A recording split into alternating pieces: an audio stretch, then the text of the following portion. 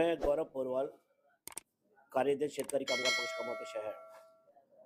मैं पहले तो शेतकरी कामगार पक्ष का बहुत-बहुत धन्यवाद देना चाहूँगा कि उन्होंने मेरी पत्नी ऋचा गौरव पोरवाल को टिकट दिया। ये अपने आप में एक रेवोल्यूशन है, जहाँ पे लोग परप्रांतीय ये सब करके संबोधित करते हैं। वहाँ पर शेतकरी कामगार पक्ष ने इतना बड़ा स्टेप लिया, जो हमारे लिए बहुत बड़ी अपमान की बात है। आज शेतकरी कामगार पक्ष में मुझे 17 साल कमोटे शहर में हुए हैं और हमारे साथ में रमेश गोरे जी जैसे दोस्त हैं, जिन्होंने काफ़ी हम लोगों को हमेशा मोटिवेट किया। तो आज कमोटे के वासियों से का मैं बहुत बड़ा शुक्रगुज़ार हूँ कि उन्होंने ऐसा प्रेम दिया कि मुझे ऐसा लगता है कि जैसे मैं कमोटे में नहीं, अपने गाँव में हूँ। और ये मेरे लिए सबसे बड़ी सौभाग्य की बात है, क्योंकि आज आप कमोटे गाँव में जाइए या कमोटे कॉलोनी में जाइए, हम मुझे प्यार करने वाले लोगों की कोई कमी नहीं है। ये अपने आप में उनका बड़प्पन है कि उन्होंने मेरे को एक्सेप्ट किया। आज शेतकरी कामगार पक्ष एक स्टेट की पार्टी कही जाती है, लेकिन मैं चाहूँगा कि अगर मैं उस पार्टी में हूँ, तो मैं उस पार्टी को नेशनल लेवल पे बनाऊँ। मेरी धर्मपत्नी बेसिकली पॉलिटिक्स से रिलेटेड नहीं है, लेकिन वो 30 साल से एनजीओ रन कर रही है, जिसमें महिला सिलाई कढ़ाई केंद्र, कुकरी कोर्सेज, ये सारी कोर्सेज उसने करवाए हैं लेडीज़ को, जो लेडीज़ लोग इंडिपेंडेंट हो पाएँ।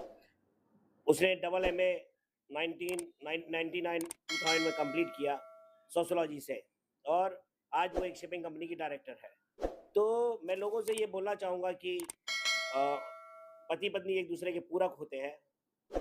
लोग बोलते हैं कि उनको कोई एक्सपीरियंस पॉलिटिक्स का नहीं है, लेकिन उनके पास जो एक्सपीरियंस है वो पॉलिटिकली, अगर कोई आदमी सर्वाइवल कहा जाए तो वो अपने आप को सर्वाइव कर सकती है, क्योंकि उसने सारी चीज़ें, ये समाज सेवा ही है, एनजीओ इस टाइप ऑफ समाज मीन सोशल वर्क ओनली। तो मैं कमोटे की जनता से ये कहना चाहूँगा कि आप एक योग्य उम्मीदवार को चुनें। वार्ड क्रमांक 12 का से मेरी पत्नी का जो सिंबल है वो सिटी है, जो कि 2 नंबर पर है और उसका कलर येलो है। ऐसे करके टोटल 4 कैंडिडेट माँ विकास अघाड़ी के वार्ड क्रमांक 12 से है, जिसमें से एक रिक्षिता विनय गोवारी जो 12 से है, वार्ड क्रमांक 12 बा से प्रिया सुनील गोवारी, 12 का से ऋचा गौरव पोरवाल और 12 डा से रामदास गोवारी। ऐसे करके 4 कैंडिडेट हैं, और अगर आप चारों को जब वोट दोगे तो ही आपका एक वोट कंप्लीट होता है। कमोटे की जनता को पता ही है कि आज यहाँ पर कमोटे में पानी की सुविधा किस तरीके से परेशान कर रही है उनको। आज प्रॉपर्टी टैक्स, कमोटे की सड़कें, footpath, parking, park, educational institution, hospitals, ये मतलब आप अगर समस्याएं अगर गिनाते जाओ तो समस्याएं खत्म होने वाली नहीं है। और सबसे बड़ा दुख की बात है कि सत्ताधारी के हाथों में प्रशासन होने के बावजूद भी वो इन सब परेशानियों के लिए मोर्चा निकालते हैं। तो जनता को बेवकूफ़ बनाना बंद करें, क्योंकि अगर आप के पास सत्ता और प्रशासन दोनों है, उसके बावजूद भी आप कैसे मोर्चा निकाल सकते हो। तो मैं कमोटे की जनता से आह्वान करना चाहूँगा कि एक बार ऐसे उम्मीदवार को लेके आए जो आपके लिए 24/7 खड़ा रहे। आपको उसका नाम और पता भी पता होना चाहिए, क्योंकि आज बड़ा एक और दुख है कि जो भी वार्ड क्रमांक 12 की जनता है, अगर आप उनसे पूछोगे कि उनके नगर सेवक कौन थे, तो उनको एक का भी नाम पता नहीं। तो ऐसे लोगों को अगर आप चुन के आते हो जिनका नाम और एड्रेस ही आपको पता नहीं, तो आप काम किससे करवाओगे। और पैसे की दम पर वो लोग जीतने का प्रयास हमेशा करते रहते हैं। 2000 रुपए पर वोट दे के 5 साल नहीं, इस बार तो 8.5 साल तक आपको नहीं दिखाई दिए। तो जनता से मैं ये भी बोलना चाहूँगा कि वो पैसे के लिए अपने वोट को ना बेचें, क्योंकि जहाँ पर करोड़ों रुपए की स्कीम्स महानगर पालिका के पास आती हैं, उन स्कीम का 1 रुपया भी आपको नहीं मिल पाता है, क्योंकि आप 2000 रुपए लेके अपना वोट बेच देते हैं, और जब आप उनके लिए काम के लिए जाते हैं तो वो लोग बोलते हैं आपने हमें कोई मेहरबानी नहीं की, हमने तो आपको वोट के लिए पैसा दिया है। तो ये बहुत ही चीप है कि लोग अपने वोट को पैसे से तौलते हैं। ये हमारा एक फंडामेंटल राइट है कि हम वोटिंग ऐसे लोगों को करके दें कि आज आप देखो, आप अगर कमोटे में घूमे सुबह-सुबह, तो आपको धूल का इतना बड़ा मीन पूरा चारों तरफ एक ऐसा एनवायरनमेंट मिलेगा, आपको जैसे ही आप निकलोगे वॉकिंग करने को आपको थ्रोट इन्फेक्शन हो जाएगा। सारे झा अगर आप देखते हो सारे पेड़ों पे धूल पूरी तरह जमी हुई है। आपको मैं बताना चाहूँगा यहाँ पे श्मशान है, श्मशान के आजू-बाजू की बिल्डिंग्स में ये कंडीशंस है कि यहाँ पर इलेक्ट्रिक श्मशान का इनॉग्रेशन होने के बावजूद भी, उसकी चिमनी लगने के बावजूद भी आज तक वो रीस्टार्ट नहीं हुआ। जो शमशान के जब डेड बॉडीज को जलाया जाता है तो उसकी जो धूल है, एक आदित्य हाइट्स करके एक बिल्डिंग है जहाँ पे सोलर पैनल्स लगे हुए हैं, उन सोलर पैनल में जो मंथली जिसकी सर्विसिंग होती है, धूल वहां तक जमी हुई है। तो लोगों की कंडीशंस क्या होती होगी, ये मतलब ह्यूमैनिटी अगर देखा जाए तो इन लोगों के पास ह्यूमैनिटी नहीं है। ना तो महानगर पालिका इस बारे में सोच रही है, ना आपका सिडको सोच पाया। पेट्रोल पंप की ये हालत है कि पेट्रोल पंप अगर आप देखने जाओगे 2 साल उसको कंप्लीट होने को आ गए, उसके बावजूद भी अभी तक कोई एक एनओसी के लिए वो अटका हुआ है। तो इन लोगों की जो मानसिकता है वो लोगों के लिए कार्य करने की नहीं है।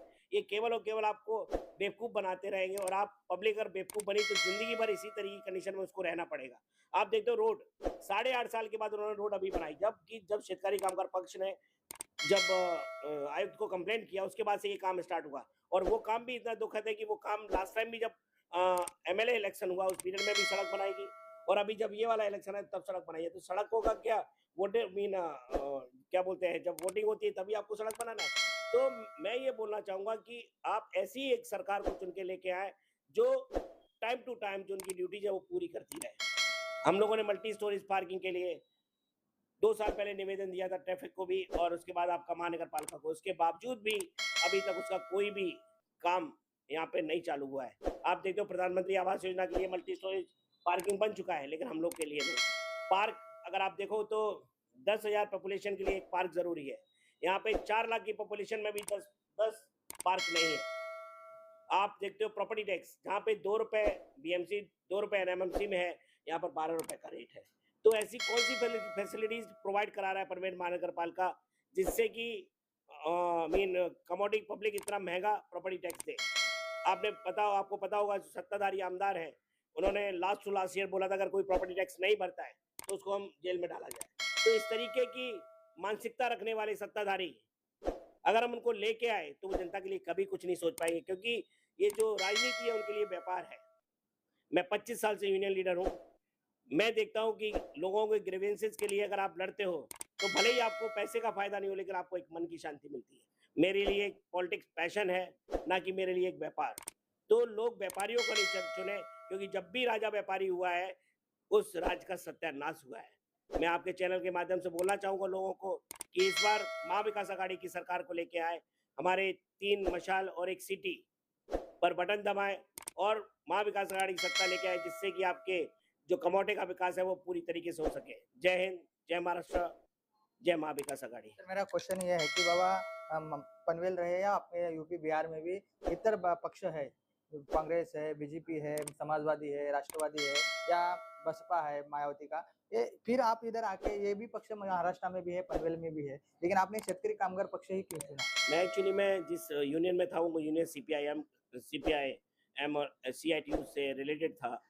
तो जिस जिस तरीके से मैंने एक कम्युनिस्ट आइडियोलॉजी का मैं आदमी हूँ और शेतकारी कामगार पक्ष भी उसी पैटर्न पे चलने वाली पार्टी है, तो मुझे अगर मेरे विचारधारा की पार्टी मिली तो मैं उसको ज्वाइन करने में मुझे कोई हिचक नहीं लगी।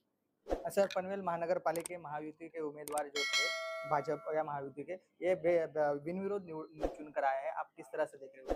मैं आपको बताना चाहूँगा कि आपके चैनल के माध्यम से ये बहुत ही दुर्भाग्य है पनवेल की जनता के लिए कि जिन लोगों ने अपने अपोजिशन के कैंडिडेट को लाखों रुपए देके और उनको टिकट पीछे मीन नॉमिनेशन वापस लेने के लिए बोला, ये बहुत ही दुर्भाग्य है पनवेल की जनता के लिए, क्योंकि जब वो 2000 वोट खरीद के आपका काम नहीं किया तो करोड़ों रुपए देने के बाद आपको वो कभी भी अपनी शक्ल नहीं दिखाएंगे।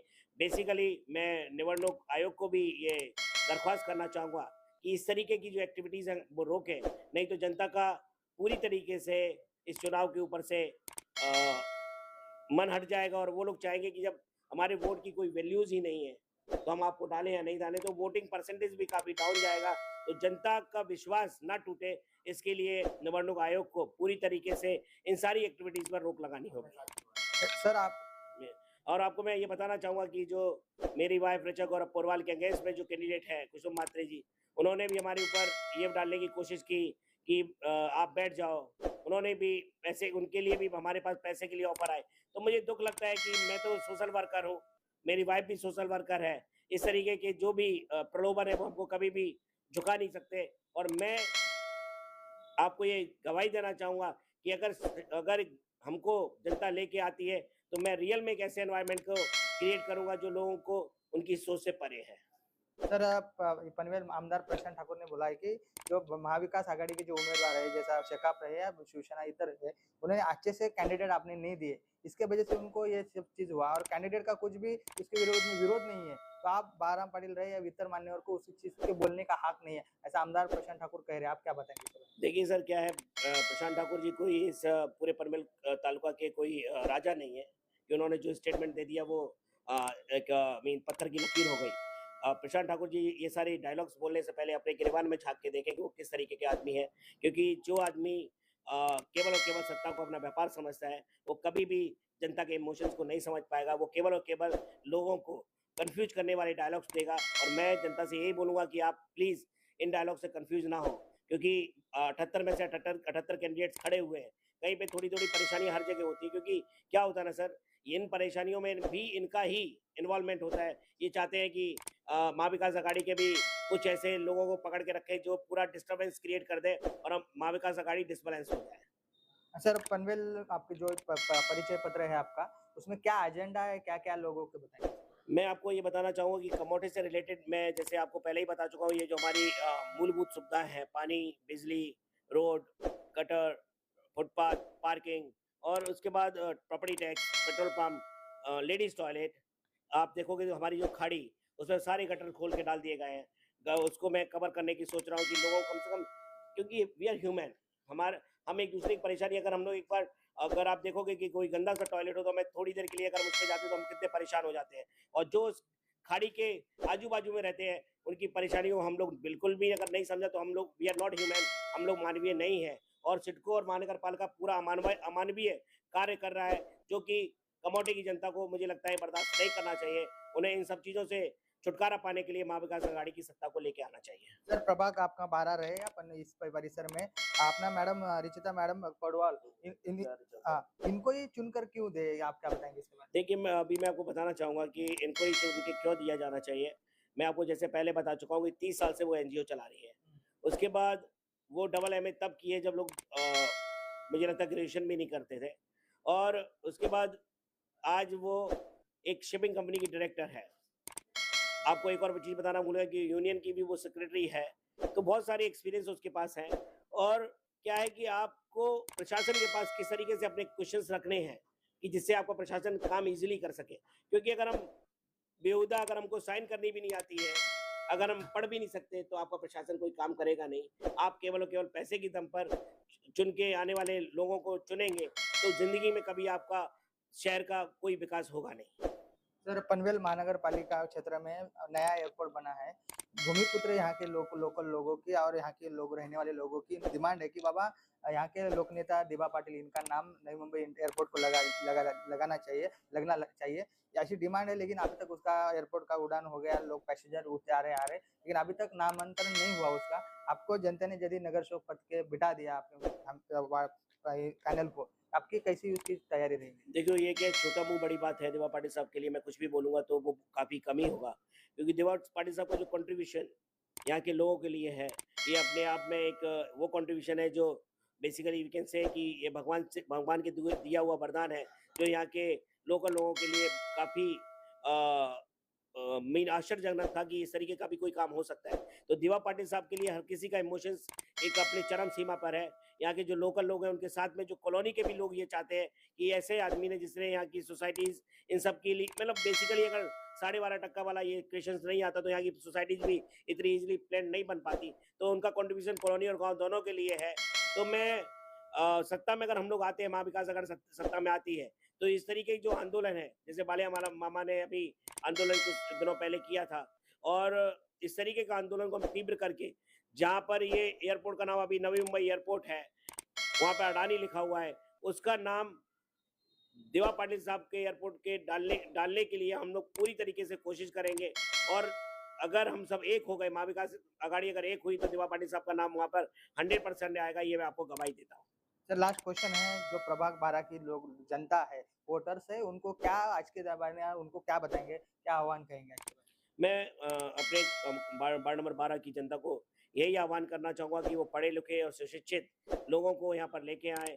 ऐसे लोगों को लेके आएँ जो उनके प्रश्नों को महानगर पालिका के सामने रख पाएँ, जिससे कि उनको सुविधा उनके दरवाजे तक अपने आप चली आए। मैं आपको एक बात बताना चाहूँगा कि नेता का मतलब ये होता है कि वो अपने सामने एक ऐसा एनवायरनमेंट क्रिएट करे, जहाँ पे नेताओं की ज़रूरत ना हो। आप देखते हो कि अगर हमने पनवेल महानगर पालिका पालिका जिस तरीके से ऑटो में घुमा-घुमा के लोगों को प्रॉपर्टी टैक्स के लिए टॉर्चर करती है। आपने देखा कि वो सुख-सुविधाओं से रिलेटेड कहाँ पे किससे मिलना चाहिए, आज तक पनवेल महानगर पालिका ने इस तरीके का कोई धोरण नहीं किया है। मैं शेतकारी कामगार पक्ष का कार्याध्यक्ष होने के नाते मैं ये गवाही देता हूँ कि अगर महाविकास आघाड़ी की सत्ता पनवेल महानगर पालिका में आती तो हम वो वाले सारे काम करेंगे जिससे जनता ये बोलेगी कि भाई हमें किसी भी काम के लिए किसी के पास जाने की जरूरत नहीं है, हमारे पास सारी इन्फॉर्मेशन अवेलेबल है। आपको बताना चाहूंगा कि सिडको में हम लोगों ने एक बार मोर्चा निकाला था, तब यहाँ पर पानी की समस्या काफी तीव्र थी। पानी की समस्या अभी भी खत्म नहीं हुई है। तो पानी की समस्या की वजह से ये कभी पानी छोड़ देते थे, 6 बजे छोड़ दिया, 8 बजे छोड़ दिया, 7 बजे छोड़ दिया। तो हम लोगों ने मैसेजिंग सिस्टम जो है आज पूरे कमोटे में चल रहा है कि भाई पानी आ गया है तो मोटर स्टार्ट करो। अभी दुर्भाग्य देखो कि मोटर का कोई भी कंपनसेशन अब सोसाइटीज को नहीं मिलता है, लेकिन उनको पानी मोटर से ही खींचना पड़ता है। तो ये सारी चीजें मैं बंद करके लोगों को यहाँ पर easy water supply system, easy reachable to the administration, ये सारी चीजें करके जनता को मैं एक सुख सुख के वातावरण में देखना चाहता हूँ।